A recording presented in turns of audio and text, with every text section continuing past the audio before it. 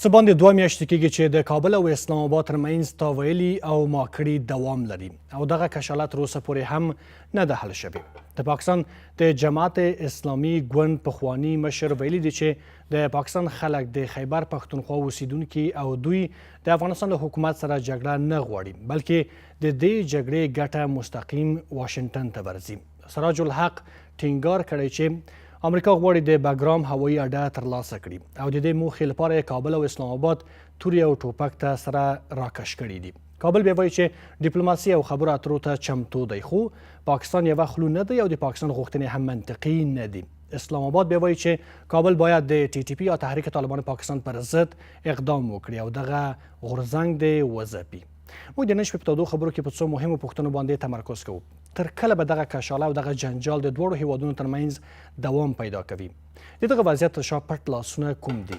د پاکستان د پوځ او د استخباراتو نوې لوبې په دې سیمه کې او بیا په ځانګړې توګه د افغانستان پر وړاندې کومې دي؟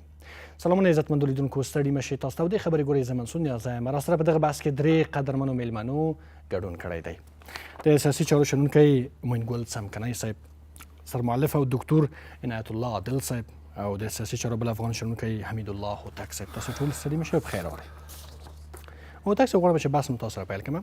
د پاکستان د جماعت اسلامي ګوند مشر وایي چې پاکستان خلک له افغانانو سره جګړه نه غواړي، بلکې د دې جګړې ګټه امریکا ته ځي. یعنې هدف یې دا ده چې امریکا د دې جګړې تر شا ده. واقعیت هم دا دی که نه یوه بیله لوبه په دې سیمه کې روانه ده؟ بسم الله الرحمن الرحیم.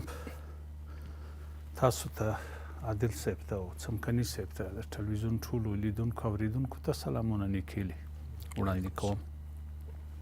دې کې شک نشته چې پاکستان هغه یو هیواد دی چې ټوله نړیوالو ته اوس معلوم او معلوم سوی دی. د جمعیت اسلامي ګوند یا هر ګوند چې په پاکستان کې وي، دا د سیاسي هوا سره لوبې کوي. هیڅ وخت دوی په خپل حکومت باندې فشار نه دی راوړی د یو ګوند د مسؤل یا د رئیس یا د نماینده یا د مشر په حیث باندې. دا 50 کاله کېږي پاکستان د افغانستان په کورنیو چارو کې لاسوهنه په ډېره بې شرمانه ډول باندې کوي. ټول د سیاسي ګوندونو که دغه چپي دي که راستي دي، جمعیت اسلامي، جمعیت علما پلانی، جمعیت پلانی، جمعیت پلانی، جمعیت، دا ټول په دې لوبه کې شریک خلک شریک خلک دي. دا اوس هم فعلا دا چې دی 10 واره وایي افغان ولس یې نه ورسره مني. خیاس یې نوم اسلامي بس ده. بس صرف او صرف د ژبې پر سر باندې دوی ته تر هر چا خپلې ګټې مهمې دي. دوی ته تر هر چا خپل سیاسي کریډټ یا مقام مهم دی. نه جنگ ورته مهم دی، نه وینې تویول ورته مهم دي، نه اسلامي عقاید ورته مهم دي. دا ګوندونه موږ کتلي دي ټول، موږ هلته کډوال اوسېدلي او بیا د دوی هغه عمل خصوصا په دا 20 کاله کې دغه ښاغلی چې دا اوس یې تا نوم واخیستې، زه نه غواړم چې د دوی نومان لا واخلم په رسنیو کې. دغه ښاغلي هلته ناست وه، د دې ښاغلو په حضور کې د کراچي څخه پر 200 کیلومتره د افغان وژنې سامان ناټو او امریکا راوړی افغانستان ته. تا د یوه د ملا صاحب یې بولې، شیخ صاحب یې بولې، مفتی صاحب یې بولې، جمعیت اسلامي، جمعیت پلانی، جمعیت پلانی، جمعیت پلانی، تا یې غږ واورېدی چې وروره دا خو زما خاوره ده، دا ګام ولاکه ولاړ سي. یا د وخت پر حکومت باندې یو فشار راوی، دا خو زموږ حق و، د همسایهګلوۍ هم حق دی او د ولسونو هم حق دی. تا د پاکستانی ولس څخه واورېدل، یو مظاهره دې واورېدل یا چمن کې یا په کوټه کې، هغه لار ده، او یا دلته په ملتان ډېره غازي خان، ډېره اسماعیل خان، دغه پېښور،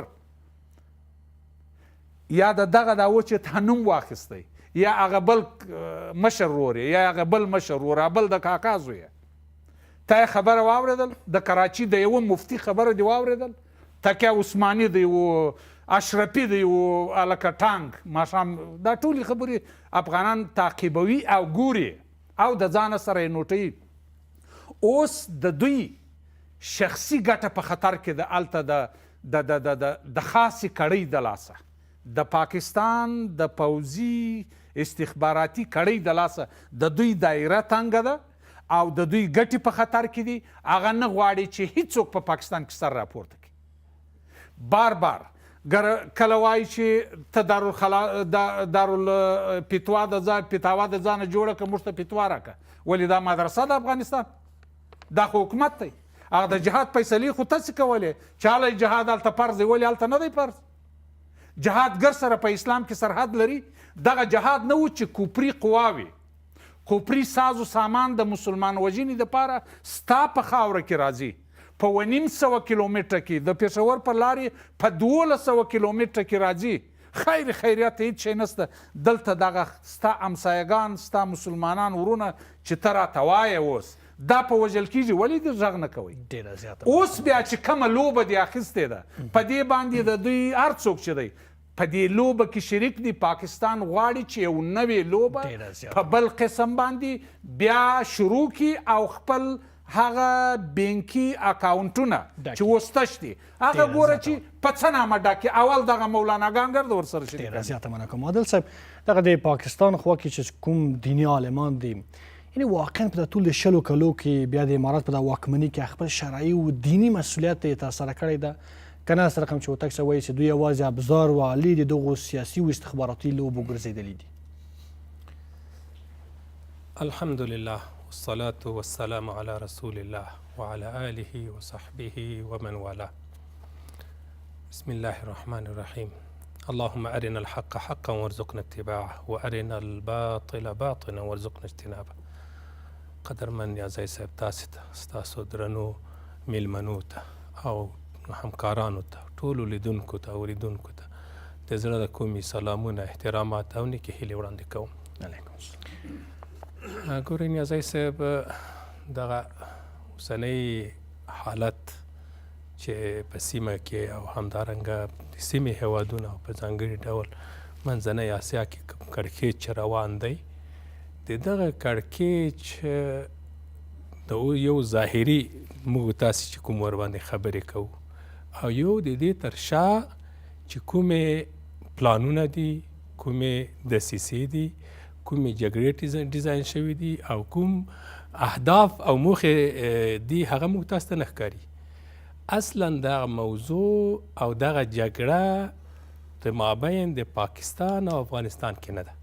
په دې باندې واضحه او سر خلاص کو، او دا هم د دې دپاره هم نه ده چې ګواکې دروازه بنده شوه دروازه خلاصه شوه، او د دې هم نه ده چې څوک په قدرت کې دي او څوک نه دي. که اصلیت یې څه ده؟ اصل په دې کې دی دلته د نړۍ د لویو قدرتونو جنگ ده، په ځانګړي ډول امریکا، روسیه، چین. دلته خبره د منافعو ده، خبره د ګټو ده، خبره د مصلحتونو ده، او خبره د دې ده چې څنګه وکولی شي چې دا وړه ملکونه دا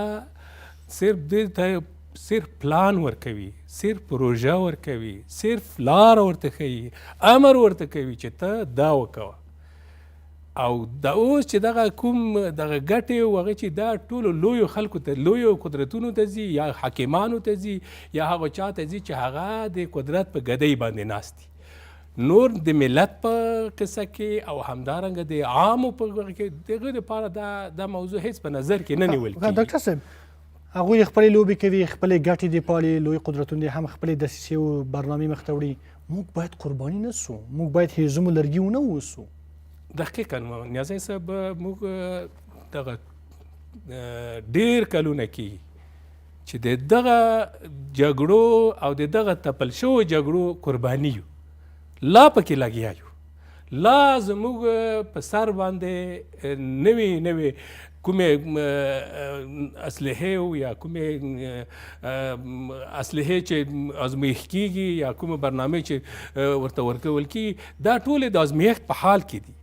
او پاکستان بیچاره اوس یعنی دوی چې دغه کومه لوبه ګرمه ساتلې ده، دروازه وتړه او دروازه بنده کا، ماجر وباسه، ماجر تعذیب کا، ماجر توهین کا، او د دې سره په څنګ کې د هغه داخلي چې کومې ستونزې دي، د دې په خاطر چې د عوامو فکر راواړوي او عوام منسجم کړي. هلته چې کومې لویې دسیسې یا لویې ستونزې مشکلات چې په داخل د پاکستان کې موجود لري دا د هغې په خاطر دي. او دغه کومه جګړه چې ډیزاین شوې ده دا د دې په ده. یو اوسنۍ آخري خبره جناب نیازی صاحب بله چې کومه شروع شوې ده هغه دلته د دغو ملتونو چې هغه ویښ ملتونه وي او همدارنګه ځینې ملتونه چې هغه سرشار ملتونه دي لکه پښتون هغه که دلته دی که د سرحد ایخوا ته دی د دوی ټولو دپاره دغه پلان جوړ شوی دی تر څو دوی د بینه ایسي او بالاخره په دوی باندې دغه کومه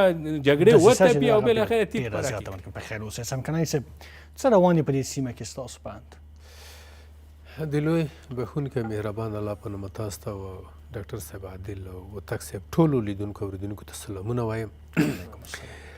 زما په فکر لکه څنګه چې دوستانو وویل ډېرې مثمرې بحثې په دې باندې وکړو نو دلته د اوسې د نړیوال نظم د بیا رامنځته کېدو دپاره چې کومې هلې ځلې روانې دي دا ټولې په دغه محور کې زه بولم چې اوس که پاکستان فرضاً په افغانستان کې غواړي چې ګډوډي راولي یا ماجر په عذاب کې بل څه وکړي دا د یو پلان له مخې دی په دې کې شک نشته ټول سره په متفق وي په دې کې خو بیا هم څوک به څه کوي دا د څوک به څه کوي دپاره به دې وي موږ خپله هر هغه څه وکړو چې د دغه بحران سره موږ ډېره کلکه په وخت او یوه معتبره مبارزه وکړو چې بالاخره موږ د دغسې مسایلو نه په خیر سره راووځو. یعنې څوک په عذر باندې نشو کولی راشاته کړو په زاریو باندې؟ هېڅ کله نه. دا خبره خو دا موږ ډېره دا په عمل کې غوښتلې ده کړې مو ده لیکن هغه نه ده قبوله شوې. اوس یوازې حال دا دی چې څوک چې څه خیل ته درته ګوري ته به هماغسې ورته ګوري. اوس ګوره په تیرو کې چې موږ کوم غلطۍ کړي دي اوس بیا سره باید تکرار نه کړو. هر وخت دپاره په نړیواله سطحه یا د سیمې په سطحه موږ ته یو چانس پیدا کیږي د یو چانس نه باید ګټه پورته کړو. دا اوس هم چې کله نړیوال نظم جوړیږي موږ باید خپل ځای ځایګی ورکې تضمین کړو. فرض که د بریکس ټولنه ده باید موږ په هغه کې عضویت واخلو. د شانهای تړون دی سیاسي تړون دی په دې کې باید موږ غړیتوب خپل واخلو چې تر څو موږ د دغو طرفه مطمئن شو او دوی هم له موږ مطمئن شي. د بلې خوا نه داسې رول ولوبو لکه هندوستان چې ګوري هندوستان هم د غرب سره دی او هم د شرق سره دی خو البته هندوستان د موږ پر رقم سره کمزوری یو کمزواکی هغه نه دی دا فکر نه لري. هغوی قوي دي هغوی امریکایان په دې قانع کړي دي انګلیسان یې قانع کړي دي چې د دوی سره باید تړونونه ولري لکه د کوډا تړون چې هغه په هغه کې جاپان هندوستان او استرالیا او امریکا شامل دي. هغه د لویو لوبو دپاره دی چې تر څو په د استرالیا ته د چین لاس ور خلاص نشي په ساده ژبه به ووایو. همدغسې بیا یو بل تړون دلته شوی دی په نام د ایکوس هغه هم د استرالیا او د امریکا او د انګلیس ترمنځ دی چې په دغه کې د چین مخه ونیسي. خو موږ ته به په کار دا وي چې وضعیت مطالعه کوو او د هغه پر بنیاد باندې عمل وکړو. سمکنای صاحب دا څومره چې زه پوهېږم دا زما سند ته په کتو اوس موږ نه پوهېږو چې په دا څه رقم ګاونډي باندې اوښتي یو نه جنګ موږ سره معلوم ده نه یې سوله موږ سره معلوم ده نه مذاکرات او ډیپلوماسي معلوم دي هېڅ څه واضح او مشخص نه دي چې اوس په یوه لاره له دوی سره لاړ سو اوس که جنګ کوي اوس یوازې معلوم شي دواړه هېوادونه د جنګ وکړي چې خبره یو طرفه سي یا دواړه هېوادونه د سوله وکړي مذاکرات وکړي چې یو طرفه سي. منظم غټ منځګړي هېوادونه لکه قطر غوندې ښه مشهور هېوادونه په دوی کې کېناستل نه سره جوړېږي. مشکل چا کې ده؟ مشکل په دې کې دی چې امریکا کومې غوښتنې لري. 3 وارې د عاصم منیر تګ واشنګټن ته بیا هغلته د سیمې هغه مدني مواد چې دي هغه ورته ډالۍ کوي ورته ښیي دا خپله جګړه د یغو نه را پیدا شوه.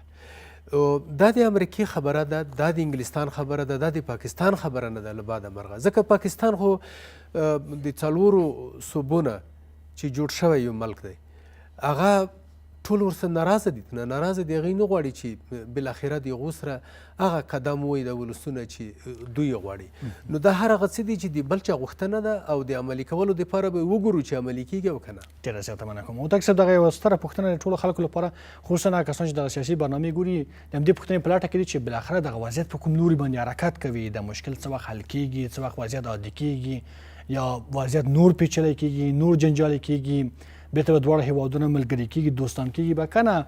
پاکستان سیاست هم د ورځې سیاست د افغانستان باید ورته هوښیار اوسي. نیازی صاحب محترم، د پاکستان چې کومې غوښتنې دا اوس رسنیزې سوي دي دا هیڅ یو سالم حقل نسي منلی چې ته په حیث د یو اټومي طاقت یو جدا ملک او ځان ډیر غټ نظامی پاور بولې او بیا زما څه کله ضمانت بانه کې، کله تضمین بانه کې، کله وا ټي ټي پي مارکه، کله وا پښتونستان مارکه، کله وا فتوا ورکه، کله وا دا وکه. د دې دفاع چې ده هر هغه نقصه د افغانستان دپاره چې د افغانستان د سرحدونو څخه د باندې راغلی ده، فرمایشتي حکومتونه راغلي دي، هغو په افغانستان کې نتیجه نه ده ورکړې. موږ بار بار ویلي دي، څمکني صاحب اشاره ورته درلوده، نړۍ موږ نه غواړي، خصوصا امسایهګان دغه امسایه دوی دپاره خپلې ملي او خپل د مملکت ګټې مهمې دي. دوی هم خپل ځان منسجمولی سي، هم د بل چا سره لابي کولی سي، هم خپله سودا کولی سي، ټول شان کولی سي. یعنې په 24 ساعته کې د سپینه څه پاکستان تور جوړوي، د خاصه اداره د توره څخه سپین جوړوي. نو خو زه نسم ورسره کولی په عقیدوي لحاظ. د ملا یوه ورځ یو څه وایي، بله ورځ بل څه وایي، د حکومت یو ورځ یو څه وایي، بل ورځ بل څه وایي، وزیر داخله یو څه وایي، بهرنۍ چارو وزیر بل څه وایي، د استخباراتو رئیس بل څه وایي، وزیر دفاع بل څه وایي، دغه خو لا شیخپاني دی هلته ناست دی تش په نامه ول په تش ډنډر یا نازیدې خواره باغوانه زرداري خو مشوره وه. اوس موږ باید څه وکړو، د داسې مکار امسایه په مقابل کې موږ باید څه وکړو. هغه بل لفظ به نه کاروو چې دوی یې موږ ته کاروي. موږ د هېچا سره دښمني نه لرو، نه کوو، خو هر څه مو په ډاګ باندې دی. موږ باید څه وکړو د داسې مکار امسایه په مقابل کې څنګه ځانونه جوړ کړو. نړۍ خو دغه د ګوره نړۍ د حقوق بشر ډول وي، صحیح ده. 4 میلیونه انسانان افغان کډوال یا 2 میلیونه خالي د پاکستان څخه چې دا کډوال وای بارسه بیا دروازه پر بنده کړي، په میاشتو پر تورخم، غلام خان او سپین بولدک ولاړې دي. دغه کم قانون دی؟ دا نړیوال یې نه ویني. افغان کډوال بندیانوه هلته چې د سرو زرو چرګو تا څنګه بلنه ورکوله چې دروازې ته به دې موټر راوستل، په بدرګه به دې بیول. خپل د جنرالانو لیکل خو دې یار وګوره چې جهاد افغانستان دفاع پاکستان دا ستا هغه ښه ځوان کوله، اوس مړ دی، موږ به څه نه پسې وایي، الله پوهېږي خپل کار یې ورسره. نور جنرالان دي، دا 2-3 مړه دي، پرویز مشرف او پلانی خو ټوله را څرګند سوله. دوی موږ وتلی تللي مو دي، راسئ دومه پلایه ولې تلو؟ تا نه غواړي، نه په تا کې د پیرانو حکومت غواړي، نه په تا کې د عالمانو حکومت غواړي، نه په تا کې د کمونیسټیانو حکومت غواړي، یعنی یو حکومت نه در پکښې غواړي. چې نه غواړي د ده دپاره څه کول پکار دی؟ راسه د ولس رایه واخلو، راسه ولس دا بغیر د ولسي څپېړې څخه دا تاریخ راسه مطالعه کو، خپل تاریخ چې موږ څه کړي دي. یو مثال هغه شایسته مثال د سردار داود خان شهید دی. په دغسې حالاتو کې دستي ولس راوغوښتی کښېنوئ. دا ولسي فتوا زموږ عالمانو فتوا ورکړه، خپل قرض یې د غاړې څخه واړوئ. اوس ولسي فتوا او ولسي څپېړه پاته ده. ډېره زیاته مننه. صرف او صرف د دې مرض یا د دې رنځ دپاره، دا د کینسر رنځ دی. زه پر اوسني حکومت، پر مشر شیخ صاحب، پر ټوله کابینه وزیرانو باندې، پر ټولو باندې مې غږ دا دی چې راسه خپل ولس څخه نسخه واخله چې د دې مکار امسایه په مقابل کې موږ څنګه وکړو. دا د ولس څپېړه کې وخوړله. سبحان الله سبحان الله. وایي تر اوسه یې مازغه په سر کې نسته چا چې ما سره وهلی سر پسنګ دی نو راسه چې ولس سره منسجم کو منسجم یو منسجم وو د ده په مقابل کې خو سم دغسې لکه د عالمانو لکه د عالمانو پریکړه چې لاسته راوړله او اعلان سوله داسې د ولسونو پریکړې ته ضرورت دی بیا پاکستان په هغه ساعت آرام کښېني او هر څه به سمیږي ډېره زیاته مننه کوم عادل صاحب تاسو په همدې باور یې چې یو ولسي ملاتړ لرونکې پریکړې ته ضرورت ده د پاکستان په مقابل کې البته امارات ویل دي چې هره پریکړه چې د نورو هیوادونو یا د پاکستان په مقابل کې کوي حتما د خپل د ولس نبض ګوري ګورئ نیازی صاحب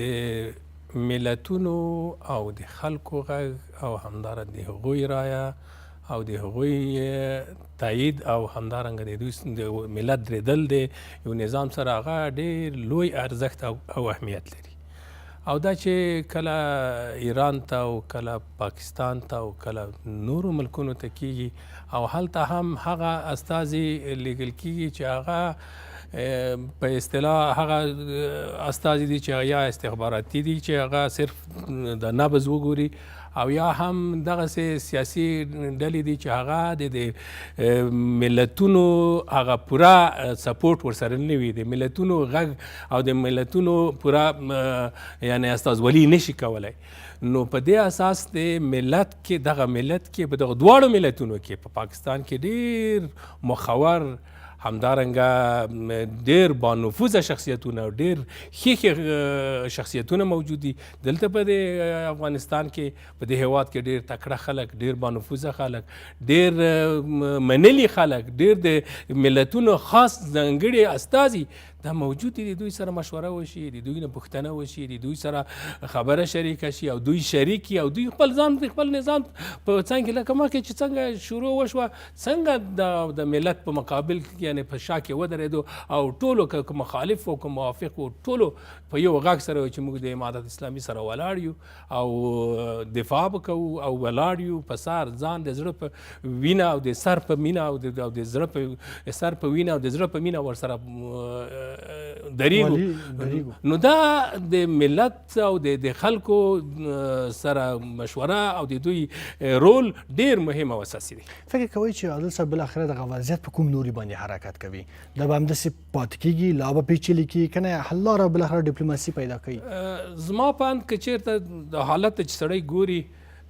پاکستان حالت ورځ تر بلې نور هم د خرابېدو په حال کې دی او که دی هم نور هم په دې باندې اصرار وکوي او دغه کومه پالیسي چې د افغانستان په مقابل کې لري دې ته تغییر ورنه کړي او کومه رویه چې دوی کوي او کوم تکبر او غرور چې دوی لري دا تغییر نه کړي نو ډېر زر به وار وي دغه ځای دې نښه وي چې هر څه به ختم وي بیا به نه ګاونډی په درد ورسره وخوري او نه به لوی قوتونه او واړه قوتونه په دې کې تاثیر ولري خو متضرر به څوک وي ملتونه به وي د دغه جګړې که خدای مه کړه یو ځل شروع شوه او بیا د هغې قرارول ډېر ستونزمن دي ډېر زیات د دې ملتونو د اوس دغه کم وخت کې چې د کومې دروازې تړل شوي دي په دې کې عامو خلکو مریضانو ملتونو او سرمایه گزارانو تجارانو کډوالو څومره توانونه لري په بیلیونونو باندې توانونه لیدلي او حتی ځینو ته رواني تکلیفونه پیدا شوي دي کورنۍ یو پلار دلته دی او نوره کورنۍ هلته د مریضان او نور په دې هکله باندې په خیر و سلامت اوسئ سمکنی صاحب تاسو فکر کوئ چې بالاخره دغه وضعیت په کوم لوري د افغانستان او پاکستان حرکت کوي چې مهمه پوښتنه هم د دې بحث هم دا ده چې بالاخره قراریږي بالاخره به نور منځګړي به راځي دغه منځګړي هم ظاهرا ستړي شول د قطر او د ریاض او دوحه او د نور شاته سوي دي کراره کراري ده ځکه چې دوی هم پوه شول چې پاکستان غوښتنې خو تقریبا ډېرې غیر منطقي او ناشوني ښکاري نو هغه جرګې ته چې سړی ورننوځي ورته کیني نو مدعي علیه دواړو خلو ته ګوري چې څه نوه دعوا لري آیا دا دعوا یې پر ځای ده او که بې ځایه ده په دې خو سره ډېر بحثونه وشول اوس سوال دا دی چې آیا امپریالیستي قوتونه غواړي چې دلته جیوپولیټیک تغیرات راولي او که نه او که یې راولي د څه شي دپاره یې راولي دا هر هغه څه دي چې دا ټول په دو پرې اړه لري اوس که څه هر وخت دپاره که امپریالیستي قوتونو په یوه ځای کې تغیرات غواړي چې راولي نو اول اقتصاد ورته خرابوي اوس ګوره د موږ جي ډي پي پورته روانه ده. موږ د افغانیو سټیج په اسیا کې لومړی ځای ونیو، اما پاکستان ورځې تر بلې په اقتصادي هغه کې شاته راځي. همداسې ورسره ستونزې پیدا کېږي. اوس فرض مثال ډیورن لاین باندې جګړه وشوه، ترخم وتړلی شو. تر هغې تر شا داسې نه دی چې په د اهمیت یې څوک نه پوهېږي. ولې لا تر اوسه پورې خلاصه نه ده؟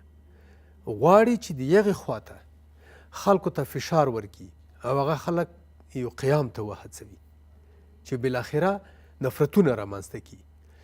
اوس داسې خو نه ده چې په هغه طرف کې به د حکومت چارواکي په دې نه پوهېږي. دوی هلته ډېر منظم یو سیستم لري چې د هرې ورځې د هر ساعت د هر ملت په مسایلو باندې دوی فکر کوي په دا مسله نه. نو دغه مسله به زر نه ختمیږي.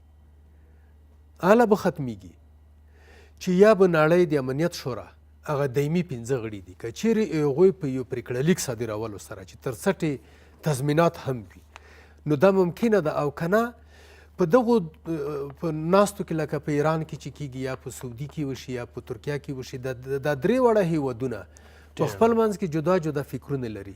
نو که چیرې مسکو فارمټ او د دوحې فورم دغو کې دا خبره مطرح شوه، بیا شونې ده. په خیر و سلامت اوسئ عزتمندو لیدونکو. ورځو لنډې دمې ته، له دمې وروسته تودې خبرې دوام لري.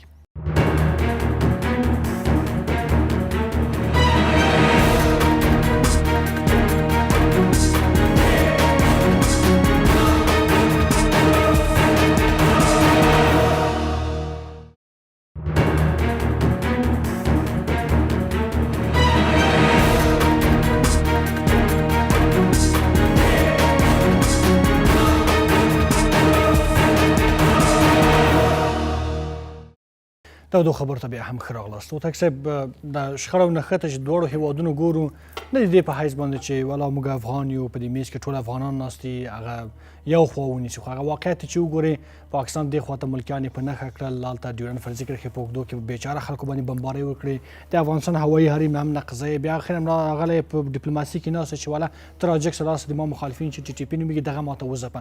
یعنې له هر اړخ نه چې ورته وګورې غیر منطقي ښکاري. دغسې یو مقابل لوري سره چې نه په ډیپلوماسي کې نه په جګړې کې د یو څه موږ سره نشي کوی، موږ بالاخره کوم آپشنو ته لاړ شو؟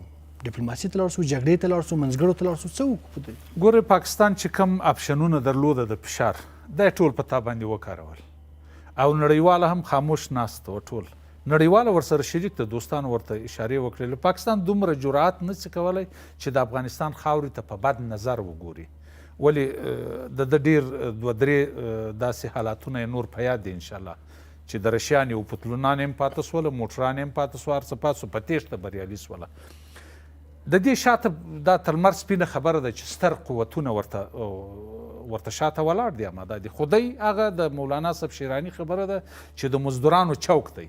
یعنی هر هغه جګړه چې د پیسې پکښې کې وي، د ته پیسې ورکوي، د یې په قرارداد او ټیکه اخلي. اوس یو بل غواړي چې په بله بڼه باندې، په بل نامه باندې، تر بل عنوان لاندې دی افغانستان کې را دغه چلونه وکړي، اوسنی نظام تخریب کړي او داسې خبرې اوس پر جهاني سټیجو باندې دی پر افغانستان یې څه شي بیا نوم ایښی دی چې دا تروریستان ساتي. څو ډلې د تروریستانو هلته دي، خو هلته په مستون کې دي، ولې په اسلام آباد کې دي، په لاورپنډۍ کې دي، په لاهور کې دي. خو تا دا فابریکې جوړې کړي دي، او الله دې هدایت که. خو فابریکې تا ته معلومې دي. یو وار د تاجکستان غوښتل چې تاجکستان سره مې دښمن کې، هغه حمله تا په خپلو ایجنټانو وکړه. بیا د ایران پر زیدان باندې 2 هفتې مخکې دا دې هم وکړه. بله ورځ د په اسټرالیا کې کسان ګیر سوله، داعشان ګیر سول، د موټر څخه د داعشانو بیرغ راووتی. دغه چا کړي؟ یعنې د په 2 نمبرۍ دا په هر څه کې پاکستان وړی ده، جهان په دې باندې پوهېږي. اوس موږ ته صرف او صرف هغه یو آپشن، یو په کور دننه کې اسلامي امارت مشرتابه ته مخواست دی، په کور دننه کې لویه جرګه او د مکار امسایه په مقابل کې د ټول ولس یوه پرېکړه، ملګرو ملتونو ته پرېکړه لیک ورکول بس. او د ډېر نالتي فرضي کرښې اخواته چې کوم قومونه پراته دي، د هغو پر قومي مشرانو باندې غږ کول او د هغو سره یو ناسه د قومي خلکو په واسطه کول، نه حکومت په ډیپلوماسي کې د وبایلل. صحیح؟ په نظامي کې یې وبایلل د رشیې پاته دي اوس هم هغه سیمې خاردار باندې پر ضد نالتي ډیورن کرښه باندې اوس هم بعضې ځای جاکاټ و پتلون هلته پراته دي د هغه څه دي هم دوی لږ وشرمېږي. خیر په هر صورت اوس موږ ته دا پکار ده چې موږ اپشنونه نور ډیپلوماسي پای ته ورسېدله نه سعودي پاتې سوه چې د قرارداد ورسره درلود یعنې ولې هغه ناکام سو د ترکیې نوم بد سو د ایران نوم بد سو د سعودي نوم بد سو د قطر نوم بد سو ولې بد سو وای جوړه نسي کولی روغه نسي کولی یعنې هغه غوښتنه چې د پاکستان ده هغو ته دوی خپل تعجب تللی دي چې دا اوس څنګه غوښتنه ده زه ملک یم اټومي طاقت یم نظام لرم په لکونو اردو و پولیس و ملیشه و دا لرم ته خپل په ملک کسان نسې مارولی د افغانستان د حکومت څه غواړې چې زما امنیت ونیسه دا اوس کم عقل دی زما امنیت ونیسه په لیاز د خدای زارۍ کوې بیا امنیت به دې ونیسمه هله به ته پر ارامه کېږې د افغانستان مقبوضه خاوره چې ستا په لاس کې ده دا اوس فعلا او هغه قوم محکوم دی پر هغه قوم هم غږ کوم چې دغه د ازادۍ او د استقلال ورځ ده بیا که د افغانستان دارالخلافه کابل منې او که خپل یو جلا ولایت اعلانوي صوبه سرحد دی یو ولایت خیبر پښتونخوا دی ولایت که وزیرستانونه دی ولایت که 4-5 ولایت دی که خو دا جګړه به هلته پاکستان به خپل هغه اصلي ځای ته رسیږي چې ملتونه ولسونه ویښ سي د دواړو غاړو او خپل د پښتونستان بیرغ پورته کړي چې زما خاوره رایلکه بس خلاص کمپاین شروع سي سیاسي کمپاین نظامي نه سیاسي کمپاین چې شروع سي د پاکستان جواب دی موږ خو ورور وژنه نه غواړو یو کس د افغانستان ملي اردو یا سرحدي پولیسو دا اوس کې وژلی دی کې د اشرف غني په وخت کې وژلی کې د کرزي صاحب په وخت کې وژلی خو چا مړه نه کړله خو هغه موږ خپل ورونه ګڼو دی چې په ما کې کابل یې راته وویشتی کندهار ولسوالیان یې راته وویشتلې نیمروز یې راته وویشتی کونړ یې راته وویشتی پکتیا خوست ګردیز دا ټول راته وویشتله لا تر څه وخته خو دغه زما زغم دی نړیوال خو دا ویني او نړیوال هغه شواهد هم ویني چې دی د جهاني تروریستانو د جنگ د ټیکهدارۍ سابقه لري پاکستان هر ځای چې یو تروریست ګیریږي په خارجي هیوادونو کې د تابعیت پاسپورت په د ورڅخه زما افغان خو نه دی تر اوسه او د افغانستان تاریخ هم مطالعه کوي د دوی تاریخ هم مطالعه کوي دی اصلا جوړ سوی د دې دپاره اوس که جهان په دې کې امنیت غواړي د دې سیمې نو پاکستان ته د مخامخ سور څراغ ولګوي او پر ولسونو مو غږ دی په حکومتونو مو غږ دی چې دا د ډیورن مسله باید نوره حل سي د ډیورن مسله حل په دې زما مځکه دې راپرېږدي اټک ته هلته د بیا قرار ښه همسایهګلوي به ورسره وکړو بیا د ده چیش کوو د که بیا ډس په اوسو زموږ لاسونه دې پرې کړي موږ به ضمانت انټرنیشنل ضمانت په ملګرو ملتونو کې بیا ورکړو زموږ بندر هلته دی زموږ بارډر هلته دی تر تغل او اخواته دی ایبټ آباد کې دی تقریبا خو خیر هغه ایبټ آباد ته پرېږدو دغه اټک بیا به د چرایز توپک ټک لا والله بلا که در باندې وسي راځه راوڅخېږه راسه د اخلاص او که ته هغه خوبونه وینې هغه خوبونه به ستا باداران هم ګور ته وړی دی او ته به هم وړې اخري خبره دغه ده او اخري خبره دا ده نور زه پر خپل حکومت مشرتابه مشرانو باندې غږ کوم چې راسئ په کور دننه کې سره جرګه سو کور دی ودان ډېره زیاته مننه کوم ډاکټر صاحب دا بعضې مسایل چې یوازې دلته سړی تحلیلوي بیا چې نږدې نه ویني توپیر لري زه هم د فرضي کرښې ته لاړم په ډېرو ولایتو یې وګرځېدلم واقعا چې دې فرضي کرښې خلکو ته ډېرې ستونزې جوړې کړي دي اول ته په خپلو سترګو مې ولیدل چې بېګناه خلک بېچاره خلک د کرکټ لوبغاړي دوی په نښه کړي دي یعنې د دوی جنایتونه د دوی خپلسرې کړنې هېڅ د پټېدو وړ نه دي افغانستان کولی شي چې یو اسناد کې نړۍ ته مخته کړي نړۍ هم باید دغومره نازواني ونه کړي د افغانستان په حق کې ګورئ نیازی صاحب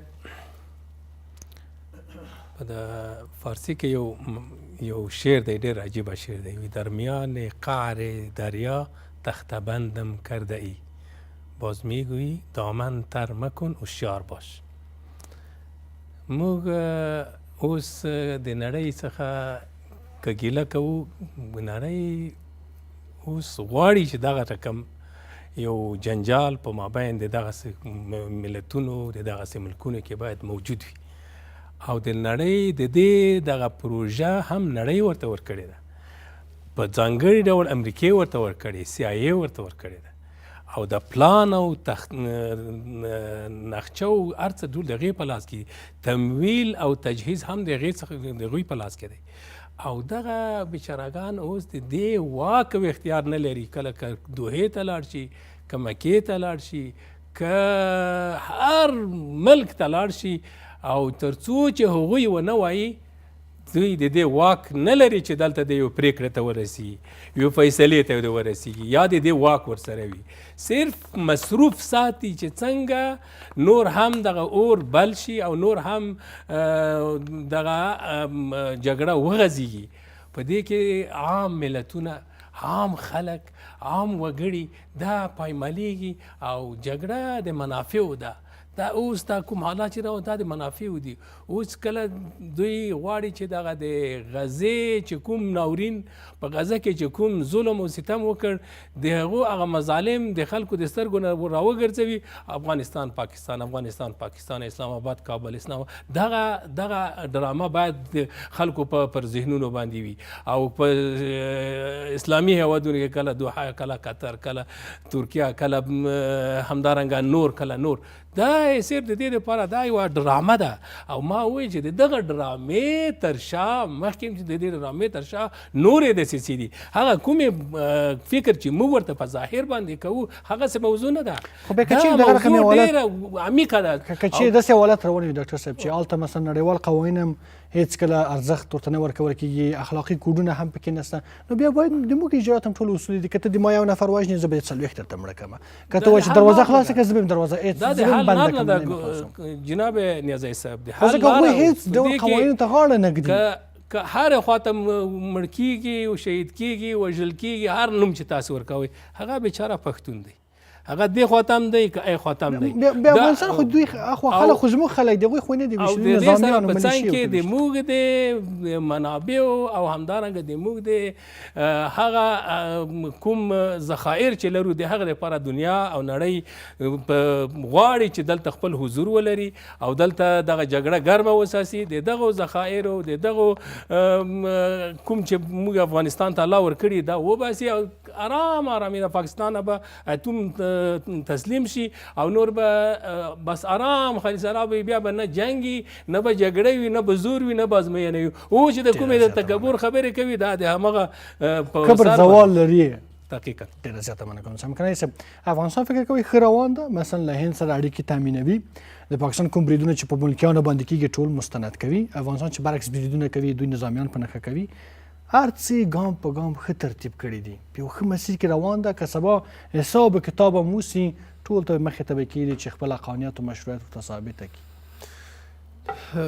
دا دقیقه ده ځکه چې څومره امریکایان چې د دوحې په مذاکراتو کې ګډون کړی دی هغوی یوه خبره کوي چې د هغه وخت د اسلامي امارت استازو به ډېرې خبرې نه کولې یوه خبره به کوله خو د هغې نه به په کلکه دفاع کوله د هغې د حقانیت دپاره به کار کوو اوس هم چې موږ د حالات داسې څېړو ګورو یې د افغانستان په تاریخ کې داسې څه نه وشي د معاصر تاریخ کې وایم په ډېر تدبیر سره یو ځواب یوه حمله همدغسې د نړۍ سره د افغانستان د اړیکو جوړول اوس په د امنیت په شورا کې چې کله غونډه دایره شوه په د تیرو ورځو کې درې هغه با قدرته هیوادونه چې په سیمه کې موجود دي لکه هند و چین و روسیه دغو د افغانستان یعنې وایستایو د افغانستان دفاع یې وکړه ننګه یې وکړه دی په دې د ننګه وکړه چې دلته یو څه ګوري که یې څه نه کتلی دوی به دا کار هېڅکله نه و کړی یعنې بله مسله دلته دا تر ټولو ژوره دا ده چې دغه د سیمې هیوادونه په اوس وخت کې د افغانستان څخه غواړي او که نه یې غواړي یعنې د افغانستان ناامني نشي زغملی ځکه دا د دوی ناامني ده نو په دې اساس باندې دوی هم د خپلې برنامې پر اساس باندې د افغانستان سره خپلو اړیکو ته پراختیا ورکوي نو ګورئ دلته ورو ورو د یو تعداد خلکو عقب نشینۍ منځته راځي د قومونو ترمنځ د نفاق دپاره یې څومره تیز کمپاین وچلاوه چې زه افغان نه یم چې زه داسې یم زه هسې یم لیکن په ډېره آهسته شاته شول د خلک ځکه هغه معلومېده چې یوه پروژه ده د څو پیسو په مقابل کې. څمکنی صاحب یوه مهمه مسله چې مخکې ورته هوتک صاحب اشاره وکړله د خلکو نبض هم ډېر زیات ارزښت لري، د خلکو ملاتړ هم ډېر زیات مهمه ده. کله چې ته له پاکستان سره په جګړو او جنجال کې طبعا خلک ډېر متاثره کېږي، هم کله چې 40 میلیونه انسانان دې تر شا ودرېږي، دا هم قوت ورکړي انسان ته، هم انرژي، هم انګیزه، هم له هر پلوه ملاتړ.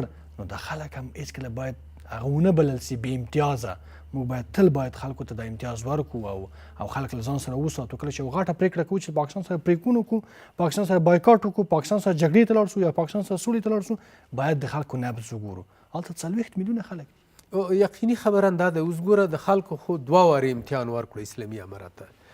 یو دا چې په د 20 کالونو کې خپل کور، خپل وجود، خپل هر څه خوراک ټول د دوی په خدمت کې ورکړل، یعنې ولس باور په وکړو. بل اوس په دغه وروستیو کې چې د پاکستان سره ستونزه راغله، بیا ولس دا قرباني وکړه، هغوی سیاسي مسایل په پام کې ونه نیول، یوازې د دغې ته اړم شول چې څنګه د خپل هیواد نه دفاع وشي. اوس نو اسلامي امارت ته پکار دی چې په همدغه ملت باندې دوی باور وکړي، دوی باید لویه جرګې دپاره زمینه مسیده کړي، ځکه کورنۍ مشروعیت دا د دښمن ته د من حیث یوې قوي ضربې ده، یعنې یوه وسیله ده چې کارول کېږي. که چیرې موږ هغه حقا حقوق د اسلام او د افغانیت په اصولو کې موږ ولس ته ورکړو چې هغه سخت نه دي، ډېر ساده دي، لیکن ماهیت ډېر قوي دی. موږ دا ورکو، موږ کولی شو چې بالاخره په هغه صورت کې موږ بیا اصلاحاتو هم ضرورت نه لرو، موږ د هغه امنیتي ارګانونو ته چې ډېر مصارف کېږي هغو ته هم اړتیا نه لرو. په خپله ملت به پولیس هم وي، نظامي به هم وي، او یعنې یو مدافع به د هېواد وي. کور دې ودان په خیر اوسئ. دا بس ټولو هوتک صاحب، موږ په سختو ورځو کې یو که نه سختې ورځې را روانې دي، او یا داسې حالت کې یو چې دا ورځې به پای ته رسېږي، ښې ورځې به راځي بالاخره؟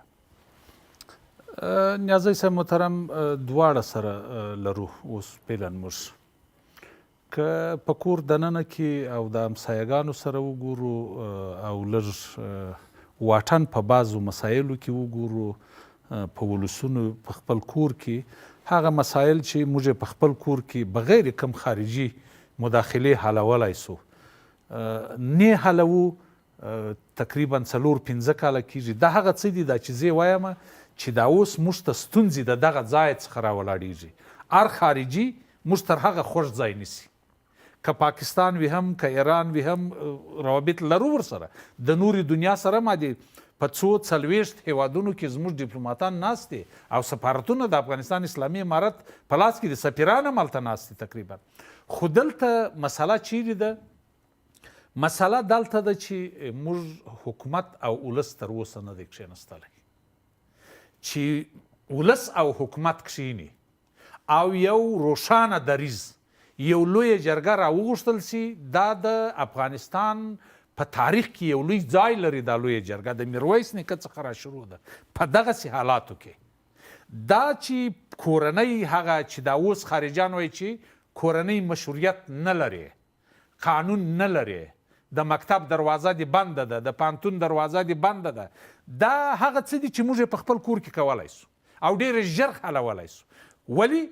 په یو شرعي چوکاټ کې دننه د ولس غوښتنه هم تل په شرعي چوکاټ کې وه. خدای مکړه چې اخواته نه وه، نه 90% د افغانستان اشاریه نه وي، غوښتنه ټوله په هغه چوکاټ کې ده. دغه ځای اوس پاته دی چې دغه ځای هم موږ اصلاح کړو. زه بار مې ویلي دي د نړۍ پر مخ باندې به د افغانستان اوسنی حکومت یو شایسته تاریخ جوړ کړي. ګوره اوس څمکني صاحب وویل ستا کرنسي د نورو هیوادو په مقابل کې کم ځای ته ورسېده.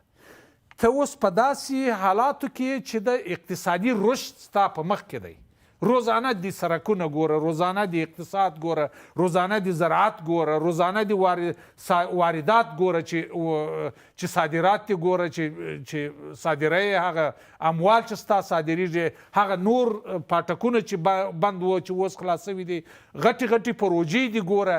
دا ټوله د ترقۍ زیری دی، دا ټوله د هوساینې دی. خو اقتصادي مسایل هغه دي مهم موږ ته سیاسي دي چې دغه د نړیوال چې کوم ګوته راته نیسي.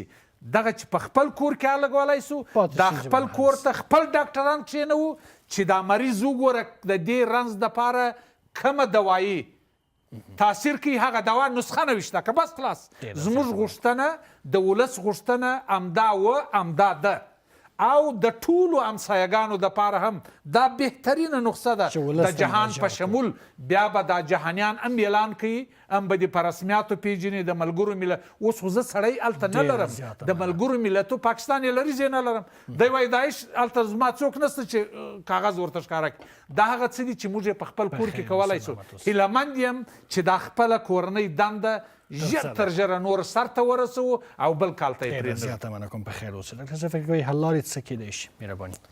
ډېره مننه. حل لارې خو ډېرې اسانه دي او که چېرته یوازې یعنې موږ بېرته په دغه خپل اوسني هغه حالت کې په دې باندې یو مکس وکړو، یو فکر پرې وکړو، یو غور پرې وکړو او دغه چې اوس زموږ د تېر نه عبرت واخلو او دغه زموږ پرمختګ مخکې ورته مشر هغه اشاره وکوله، موږ یوازې د علم په واسطه باندې د پوهې په واسطه باندې پرمخ ځو او دغه د حل لاره یوازې ده. په نړۍ کې داسې ملک نشته دی چې هغه د په بې علمۍ یا د هغه په حالت په ډېرو پیسو باندې د مخکې تللی وي.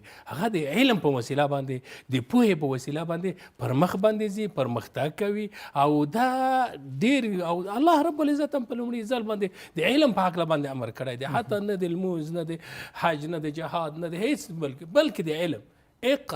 اقرا معنا ده چې ولوله او پوهه ترلاسه کړه او حتی په جګړې کې او حتی په دې کې حتی یعنې په دې کې دا هم نه ده چې د علم یې صرف یوازې سړي دپاره بلکې ښځه او نارینه او زنانه دواړه یو شان ته امر دی، دوی دغه واجبات او مسؤلیتونه هم یو شی دي په دې باندې. دویمه دا ده چې که چېرته غواړو چې نور هم پرمختګ وکړو باید خپل ملت په غېږ کې راونیسو او دوی ته د دوی خپل ځان په نظام کې وویني او همدارنګه دغه کوم اوس چې کوم یعنې هغه لور دغه مخالفین لرو یا مثال سیاسي یا نور، هغه باید د هغوی سره یوه د تفاهم ژبه خپله کړو. دا چې نور بل دښمن یې راته بیا تجهیزوي، دی یې تمیلوي، نو دا د دې نه د دې بیا بل ناورین جوړېږي. موږ د تاریخ ولیدلو، دا باید یو بل سره وزغمو او یو بل ته باید په غېږ کې سره ونیسو. تېر په لکه څنګه هم چې عفو ورسره کوي همدغه عفو عملي کړو او دې ته دا ورسره یعنې په دې هکله باندې دا یو بل ته وزغمو او بله دا ده چې دغه کار د اهل کار ته وسپارل شي تر کله پورې. د اوس په باور وکړه دغه یعنې هوا یخه شوې ده، دغه شفاخانو روغتونونو او کلینیکونو کې یو بد حال دی. حتی د صحت په برخه کې ته وګورې د ډاکټر صاحبان یو خو دا چې موږ تخصص نه لرو او بل دا چې یوه صحیح متخصصه ډاکټره موږ په ټول هېواد کې نه لرو. آیا دا زموږ زنانه بالکل نه مریضېږي، بالکل د دوی دپاره علاج چې حق دی د علاج نه لري؟ آیا دا په کوم هغه سره دی؟ یعنې دا چې زما مور مریضه شي، زما مېرمن مریضه، زما خور مریضه شي، نرانه ډاکټر ته نسایي ولایت ته بوځم؟ په دې باندې خو لږ فکر باندې وکړو. اخر تر کله نو دغه باندې لږ فکر کول پکار دي. د ملت که داسې او داسې فکر وکړي چې یاره د ملت چې خپل ځان په نظام کې وویني، دې ته مراجعه وکړو او د ملت غږ واورو. د ملت غږ مو چې واورېدلو ان شاء الله تعالی دغه نظام به دایمي وي او په ملت په څنګ کې ولاړ وي او ټول په خوشحالۍ سره به انشاءالله ژوند کوو. دا ملک زموږ مدفن دی، زموږ مسکن دی، دلته به اوسېږو، ټولو ده، د ټولو یو مشترک. بهرنیو اړیکو کې فکر کوئ چې څه کولی شو، چا ته مراجعه وکړو، چا سره اړیکې پراخې کړو؟ دلته یوه کمزورې نکته دا ده چې افغانستان حکومت لا تر اوسه پورې بغیر له روسیې نه بل چا په رسمیت نه دی پېژندلی، در حال کې چې موږ باید په رسمیت پېژندلي وای ځکه موږ هغه شروط د رسمیت پېژندنې پوره کړي دي. خو که موږ د نړیوالو مراجعو ته موږ ورځو نو هغلته زموږ عریضه چا خبره نه اخلي په هغه شکل چې کومه لازمه ده. نو موږ باید وي چې د خپل عرض و داد د درېمګړي په واسطې سره هلته ورسوو. خو که چیرې موږ وغواړو چې دا مسایل حل کړو او اراده موجوده وي په یغو هیوادونو کې چې هغوی د موږ سره غواړي ستونزې جوړې کړي، نو دغه اسانې حل کیږي. ځکه یوه جرګه چې په ورځندې ای خواته او دې خواته هغه مشران چې هغه اهل خبره دي په دې پوهېږي، جرګې کړي وي او همداسې متقاعد منصوبین لري پخوا چې هغوی ډېرې تجربې لري. که چیرې د یغو نه یو اول یو کنفرانس جوړ شي، د کنفرانس کې مسایلو نه بحث وشي، وروسته بیا جرګه جوړه شي، موږ د پاکستان سره د ایران سره ټولو سره مسایل حل کېدلی شي. یعنې موږ د 5 ګاونډیو سره خو نورو سره خو ستونزه نه لرو، که یې لرو هغه په ډېرو اصولو سره مخ ته ورسره روان یو. یوازې په د یوه طرف کې ده. بل موږ کولی شو چې د دوستو هیوادونو نه کار واخلو. هغه که موږ په رسمیت پېژندلي وو که نه، اوس هند، چین، روسیه، ایران، منځنۍ اسیا هیوادونه، همداسې نوره هیوادونه کولی شي چې دوی موږ سره په داسې مسایلو کې د زړه له کومې مرسته وکړي. یعنې څه چې دوی رانه غواړي د هغو په ذریعې سره کولی شو چې دا دوی دې ترغیب کړو چې وروره ستا دغه یل دې داسې نه دي لکه چې څنګه باید وي. او بل که چیرې بیا مسؤلیت غاړې ته ورچوي، نو اوس که د یوه غره ساتنه څوک نشي کولی په د وطني لحاظ به وایو، خو بیا ورته چې زه نشم ساتلی، تا دې وي ته یې وساته، بیا دا ډېر اسانه ده. خو بیا هم د نورو حالتونو نه چې موږ ځان را بچ کوو، موږ به دې همدغه پالیسي متوازنه، بې پرې او اقتصادي محوره پالیسي تعقیب کړو. د ټولو سره باید متوازن اوسېږو چې تر څو زموږ د ملک ته بیا د اویایمې اتیایمې لسیزې په شان سره ضرر ونه رسېږي. ډېره زیاته مننه کوم سم کنای صاحب، ډاکټر صاحب او هوتک صاحب محترم، ډېره زیاته مننه. عزتمندو لیدونکو، ستاسو له ملتیا څخه هم یوه نړۍ مننه. د خدای په امان.